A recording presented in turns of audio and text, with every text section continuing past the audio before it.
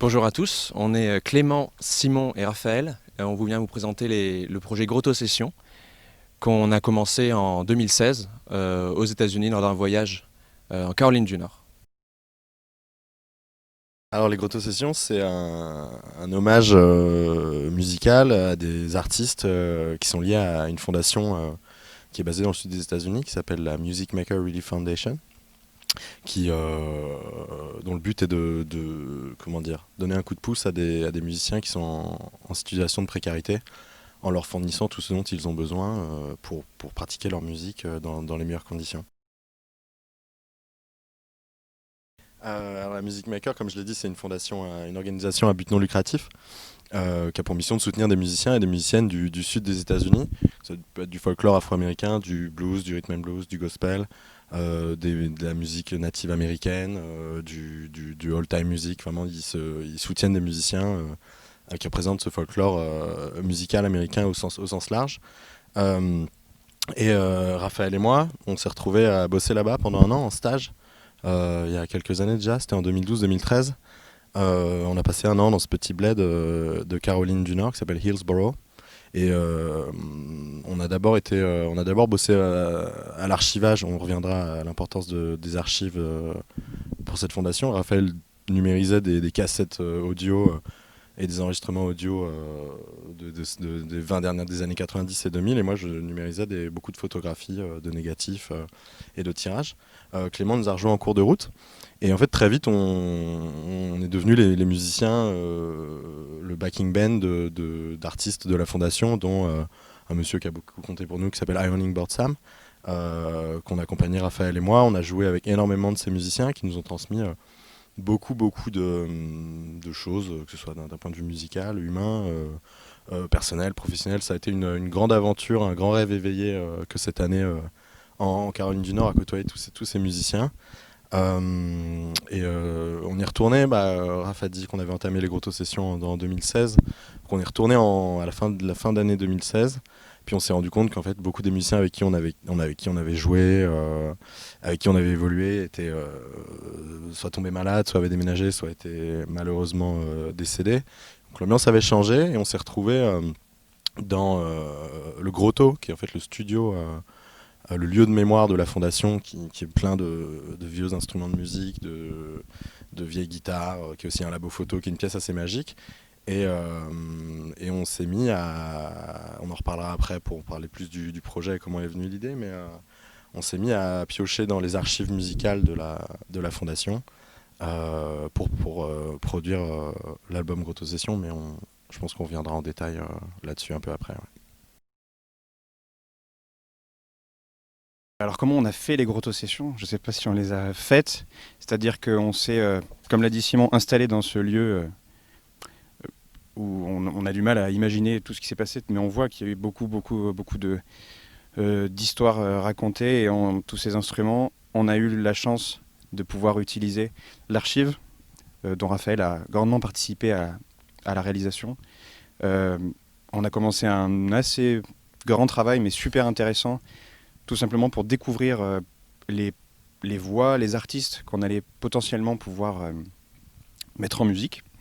Donc ça, c'était un travail très intéressant. Et puis ensuite, c'est juste le bonheur d'essayer de jouer avec ces personnes, alors que elles ne sont pas avec nous. Et vous le verrez tout à l'heure, notamment.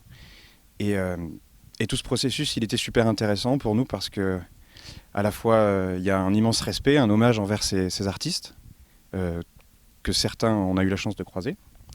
Et donc, c'est vraiment passionnant. En tant que tel, je pense que c'est un peu comme créer n'importe quelle musique. Il n'y a pas de spécificité à notre exercice, si ce n'est que voilà, on est confronté à la musique qui existe déjà et on l'accompagne, on crée autour. Et c'est à la fois une contrainte, à la fois c'est aussi source, forcément, cette contrainte de créativité. Et puis je pense qu'on s'entendait assez bien et on avait tous les trois des choses assez différentes à apporter. Et j'espère que ça s'entend et j'espère qu'on a tous les trois pris la même quantité de plaisir à le faire. En tout cas, pour moi, c'était vraiment un très grand moment et j'espère que ça va continuer.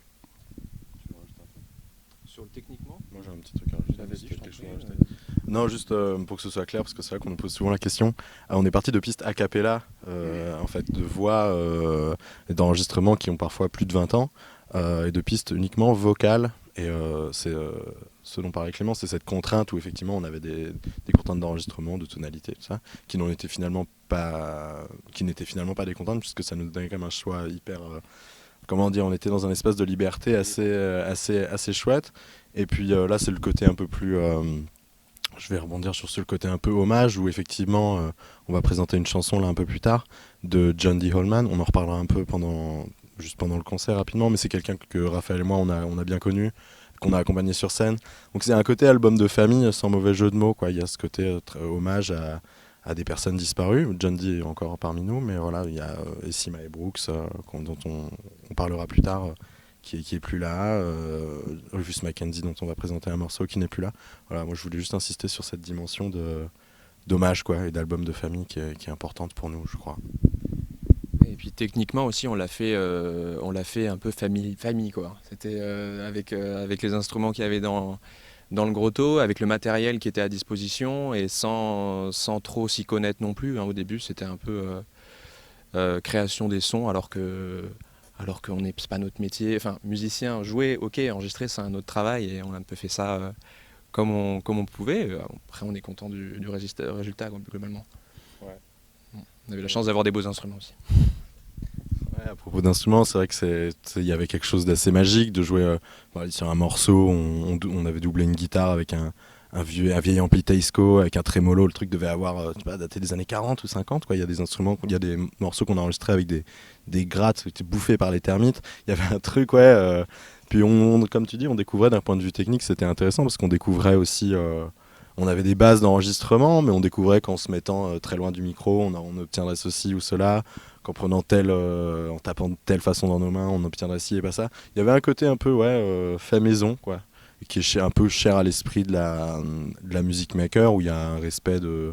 Alors, l'idée, c'était surtout pas dénaturer toutes ces voix qu'on s'est permis d'utiliser.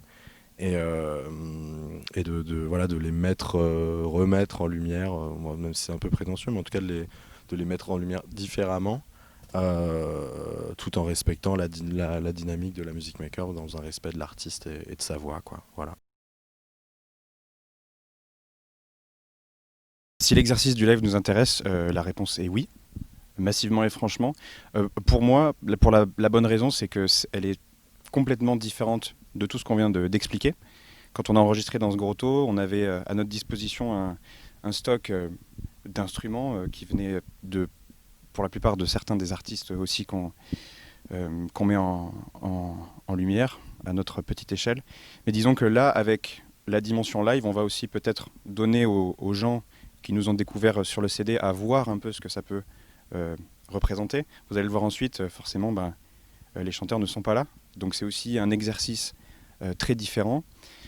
Pour nous, l'enjeu, il est aussi d'être capable de jouer ces chansons en live, alors que quand on enregistre, on va mettre 3 guitares, il y aura des batteries, des cymbales, des chœurs. Là, on est 3 et il faut faire la musique sur le moment. Donc ça crée un nouveau défi, ça crée une nouvelle dynamique et j'espère surtout que ça crée quelque chose d'intéressant à voir et à entendre. En supplément, en complément, vraiment pour permettre aussi aux gens de venir voir ce que ça donne et pas juste d'écouter le CD, même si on est très fiers de cet objet qu'on a eu la chance de pouvoir sortir. On a sorti un petit vinyle là, en décembre dernier.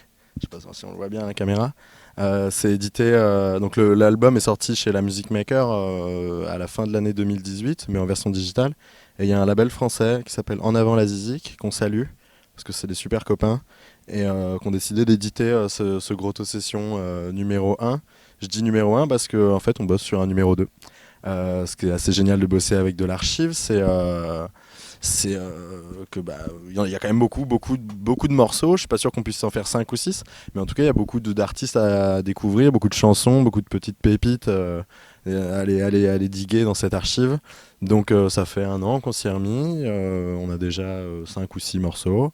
Je n'en dis pas plus parce que pour le moment il y a encore du boulot, mais Voilà, et puis pourquoi pas donner plus de concerts si c'est l'idée, quoi. Forcément faire vivre cette musique, faire vivre notre histoire, l'histoire de ces artistes, l'histoire de la musique maker, qu'on salue aussi. Parce que c'est un peu cucu, mais j'insiste vraiment sur le truc, album de famille, quoi. C'est assez important de mettre ça en avant parce que pour nous, ça résonne comme tel, quoi. Quand on entend des voix d'artistes qui nous ont accompagnés, il y a un côté quasi filial, quoi. Et voilà, donc les projets, ouais, Grotto Session 2, et pourquoi pas, avec le plus grand des plaisirs, une série de concerts dédiés à ce projet, ouais. T'as quelque chose, toi ? Non, ça va ? Merci à tous, en tout cas, de nous suivre sur ce live. On espère que ça va vous plaire. Et puis à très vite, ici ou ailleurs.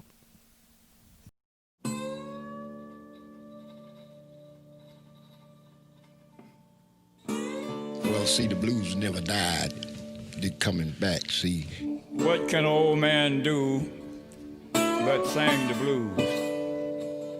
What it is, blues is a old black heritage from years back. One thing about when you get old is reminisce. The mind you can see things in the past just like they were yesterday. I said when I was young and in my prime, I always tried to be on time. But now my pace is getting slower and I don't get around much anymore. I remember when I was a child. My mother came to me and she took me by the hand. I asked mother, mother, where are you taking me?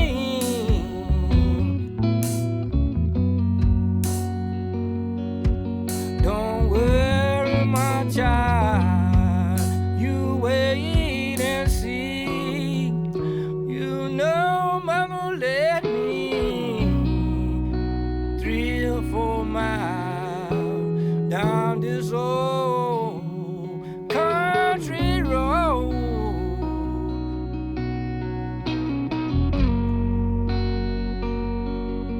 She led me to the Taylor house.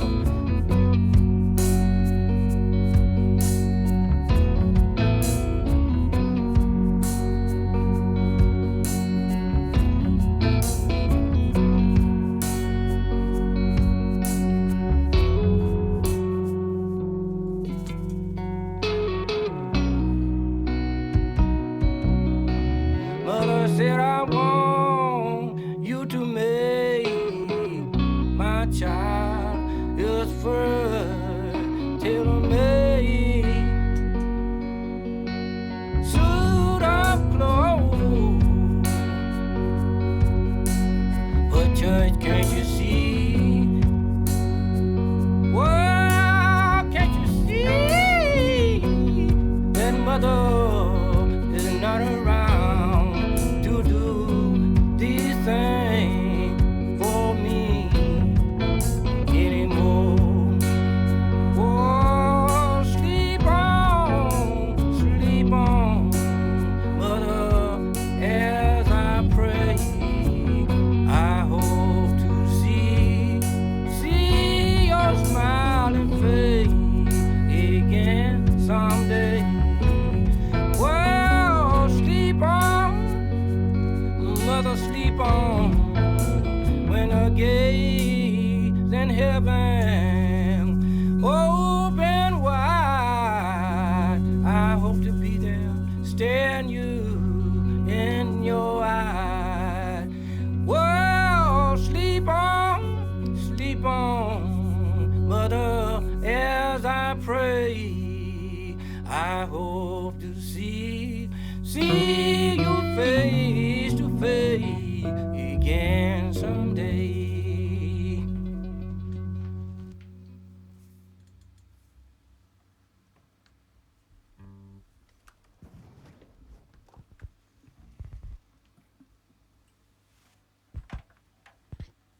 Alors, le morceau qu'on vient de vous interpréter s'appelle Mother Sleep On. Il est chanté par Rufus Mackenzie, un artiste américain, chanteur et harmoniciste, qui est né en 1927 dans l'État de Géorgie.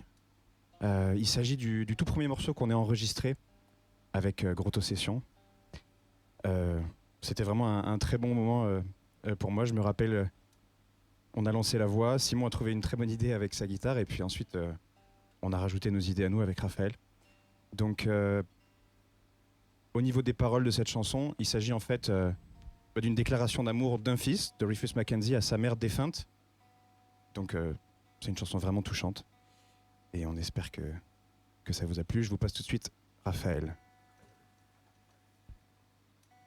On va continuer tout de suite avec une deuxième chanson. Là, celle-ci est de John D. Holman, musicien américain aussi, donc du Piémont, de Caroline du Nord, qui est un grand guitariste de Piedmont Blues. Simon a appris quelques plans grâce à lui. On a eu la chance de jouer avec lui. Il a 91 ans maintenant. Il vient de sortir un album l'année dernière.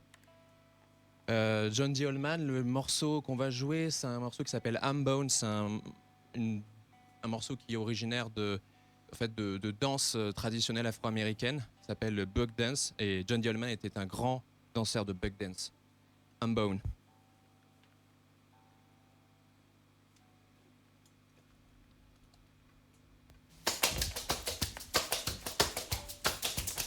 Ah, we're getting those bones together there. Ham bone, where you been? Round the world, now gone again. Ham bone, ain't you ashamed for beating your white walking cane? Ham bone. I bought a T-Model 4 with a pistol in the ring, and 2 iron wheels and 1 front spring. Coat the fenders good, seat made plank, all fault to find it's hard to hell to crank. When it stop, I'm gonna let it do. Burn nothing but liquor in the bag of juice. Ham bone. Horse in the flea, 3 by mice, sitting on the tombstone shooting dice. The horse slipped and it fell on the flea. The fleece about God, get this horse off of me. Ham bone. If you want to go to heaven on your DIE, you gotta put on your collar and your TIE. If you want to get the best in UT, you gotta get on the floor and shake your BUT. Ham bone.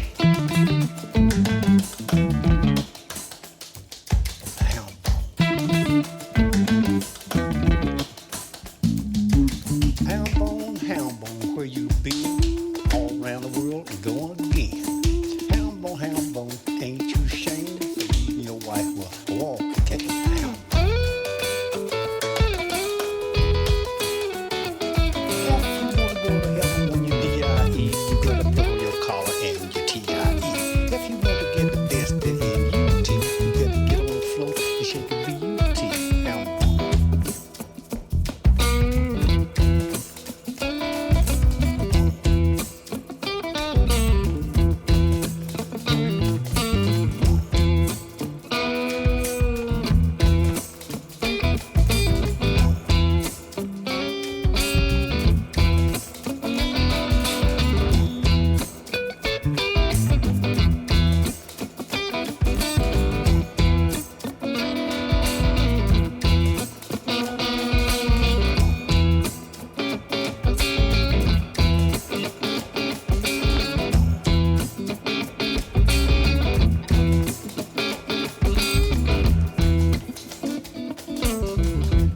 So goes the story about the ham bone.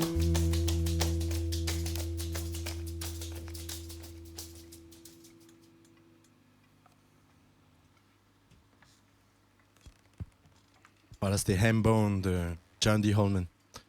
Pour ce troisième et dernier morceau, on va interpréter une chanson de Essie Mae Brooks qui s'appelle Rain in Your Life. Essie Mae Brooks, qui est également née en Géorgie, qui a fait toute sa vie, qui est une chanteuse de gospel, qui a chanté du gospel, qui en a composé, qui en a écrit. Vous allez voir, c'est une voix magnifique. J'en profite pour créditer les photos qui sont toutes de Tim Duffy, qui est le fondateur de la Music Maker, qui a fondé la fondation avec sa femme Denise. Vous avez aussi quelques photos du grotto pour vous donner un peu l'ambiance du studio dans lequel on a enregistré là-bas. Voilà une chanson qui s'appelle Rain in Your Life. C'est parti.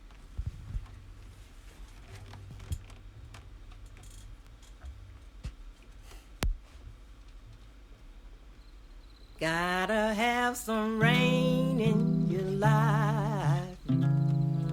You got to have some rain in your life.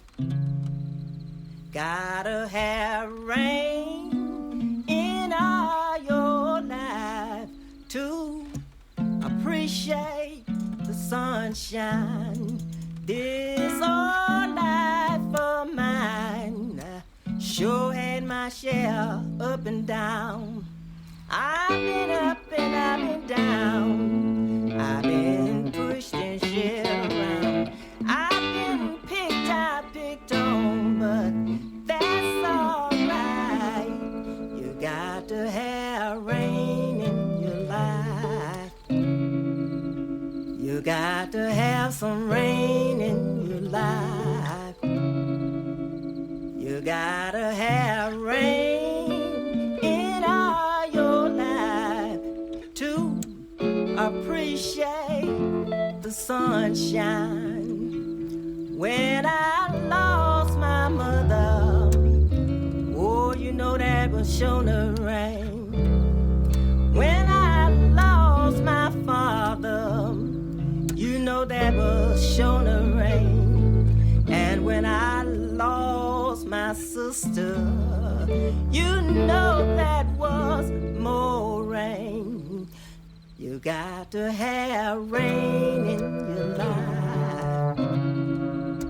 You got to have some rain in your life. Gotta have rain in all your life to appreciate the sunshine. Lord, when trouble get all around, that ain't nothing but rain. Lord, when trouble get all in the way, that ain't nothing but rain. Lord, when trouble get all in the home, that ain't nothing but more rain. You got to have rain in your life. You got to have some rain in your life. Gotta have rain in all your life to appreciate the sunshine. If you never had no rain in your life, then you don't know what I'm singing about.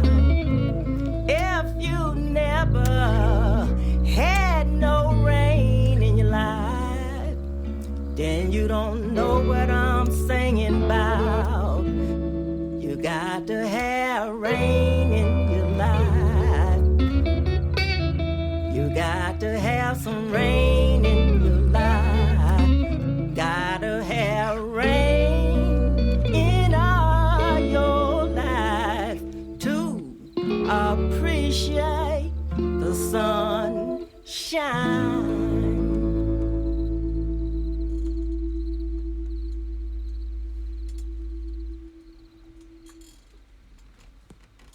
Voilà, c'était les Grotto Sessions, enfin une petite partie en tout cas. Merci à toutes les spectatrices et les spectateurs. Merci à Jonesy de nous avoir reçus aujourd'hui. Un grand merci à la Music Maker qui nous a ouvert les bras il y a une dizaine d'années. Je vais le faire en anglais pour eux. Thanks to the Music Maker crew. Thanks for watching. Thanks for supporting. Merci la famille. Merci les potes. Merci En Avant la Zizik. Les gens qui nous soutiennent dans ce projet. Et puis on a été ravis d'être ici avec vous et on vous souhaite tous les trois une très bonne soirée.